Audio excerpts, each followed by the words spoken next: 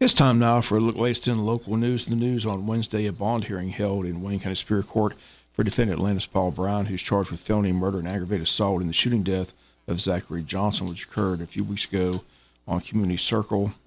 Again, it occurred on a Friday morning around 11 a.m. Judge Stephen Scarlett on the bench on Wednesday denied bond in the case. Hearing was supposed to be done electronically with Brown at the Pierce County Jail, but due to technical difficulties over in Pierce County, Brown had to be brought to Wayne County's courtroom and appear in person and appear before Judge Scarlett with his defense attorney, public defender Jonathan Lockwood. Lockwood argued for a bond, telling Judge Scarlett that he did not feel that Brown was a flight risk, that he had family in Wayne County. His father testified yesterday on his behalf as well, stating that he would make sure that he would appear in court, but the judge sided with the state, who argued that Brown took off after the shooting, did not turn himself in as he knew there was a lookout for him. State says he left Wayne, went to several counties, including Bullock and Tattnall, and attempted to do everything to avoid law enforcement. The defense says he came back to Wayne County, and they argued he went to Taco Bell with the intent to turn himself in. Again, bond was denied. Family members of Johnson in the courtroom as well. Brown is being held at the Pierce County Jail for safety reasons. After the hearing, he was transported back to Pierce County. And the shooting occurred that Friday morning after an altercation between the two men. No details of what led to the altercation came out in the hearing on Wednesday. Once again, Atlantis Paul Brown, facing charges of felony murder, aggravated assault, possession of a firearm during the commission of a crime, will remain in jail until a trial date can be set. And WFO will continue to follow the story as it develops. Other activity in court Wednesday morning, a lot of bench warrants and a lot of defendants simply not showing up for court.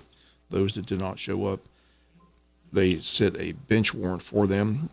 Again, those that did show up for court looking for a bond were all denied by Judge Stephen Scarlett on Wednesday on all the cases that were heard in the morning. The first was defendant Noah Roberson, charged with aggravated assault, who at one time banished from the Brunswick Judicial Circuit, failed to appear several times, was arrested at a motel in Brunswick, Georgia. His attorney was asking for a bond of $5,000. Again, bond denied by Judge Scarlett in that case. Charges date back to January of 2020. Bond denied for Justin Wade Tolliver. He has 4 prior felonies. He's from Long County. Has considerable amount of drug charges against him, possession of meth. The state argued that he needs to remain in jail. They argued that many of these people who are addicted to drugs and get out on bond simply go out and overdose. They argued for his own safety he should remain in jail. Again, Judge Scarlett denied bond in that case. Bond denied on Ladarius Wright, again, a long criminal history dating back all the way to 2007. Charges of trafficking in meth and cocaine. State says at one arrest, a duffel bag was found with a large quantity of money and drugs and pills. Set a scale, 7 pounds of marijuana, 700 pills. Again, bond denied in that case. One plea yesterday, Jeffrey Evans pled guilty to possession of a controlled substance, ecstasy, sentenced 8 years, first 30 months in jail. The remainder on probation. Again, all that taking place Wednesday morning in Wayne County Superior Court with the Honorable Judge Stephen Scarlett presiding. We'll be back with more news after this word from our sponsor, other commercial messages, so please stay tuned. In other news, still a few days to sign up for the Wayne County Board of Tourism's Hog Jam, which is set for this weekend, February 17th through the 19th. Statewide hunt begins at 2 p.m. on Friday. February 17th ends on Sunday, February 19th at 12 noon. And registration for the hunt will close 6 p.m. on Friday, February 17th at 6 p.m. On-site registration available at Hunt Headquarters at the J.C. Fair building. Online registration is open through 2 p.m. Friday.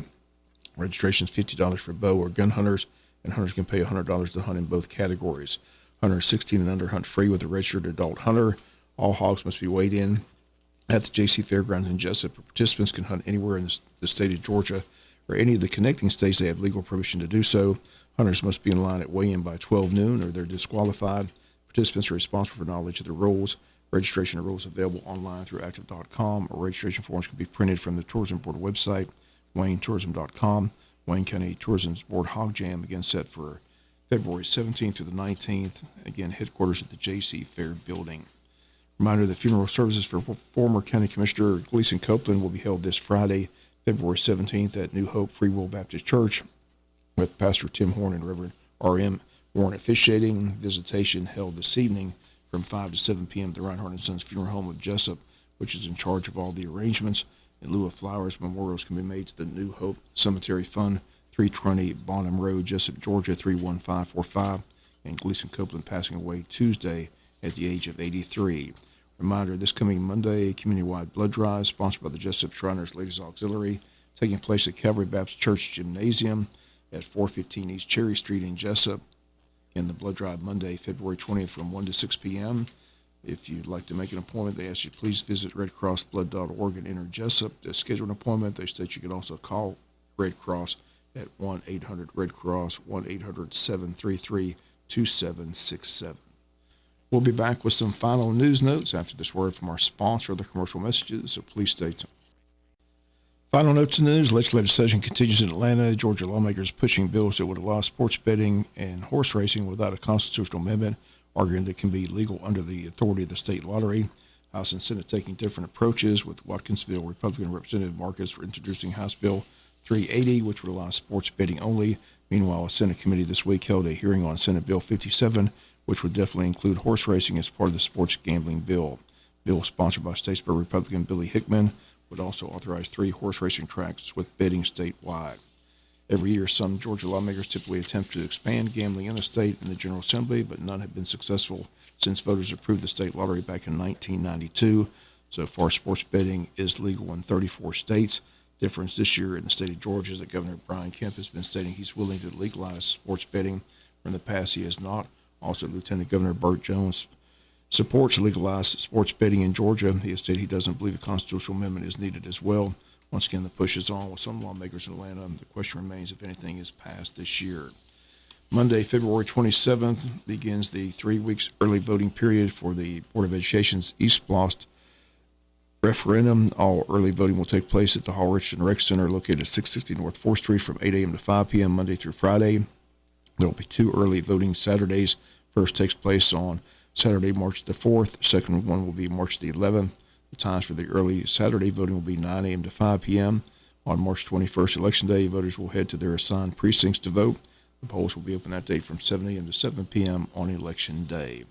And the Wayne County Board of Tourism has set the date for their Altamar River Run or Burke County Landing. Time to enjoy the beauty of the Altamar River. The Wayne County Board of Tourism's Altamar River Run set for Saturday, March the 25th. They state the paddle will begin that morning at 8:30 at Upper County Landing, and paddlers have the choice of 2 takeout points. They have an 11-mile paddle and takes out at Pig Farm Oglethorpe Landing, and the 16-mile paddle takes out at JC Landing. Those taking out at the JC Landing can also enjoy the Dogwood Festival, which will be taking place at the JC Fairgrounds at Saturday.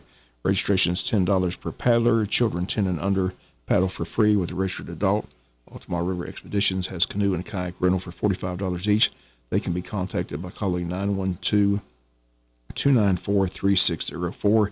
Shuttles will be available from the takeout points, with the shuttle leaving JC Landing at 8 and Oglethorpe Landing at 8:15 a.m. Registration forms are available at the Jesup Train Depot or online at the Tourism Board website, waynetourism.com. Once again, the Altamar River Run set for Saturday, March the 25th. And that's going to do it for latest in local news. Sports comes your way in a few minutes. Bob Morgan, have a great day.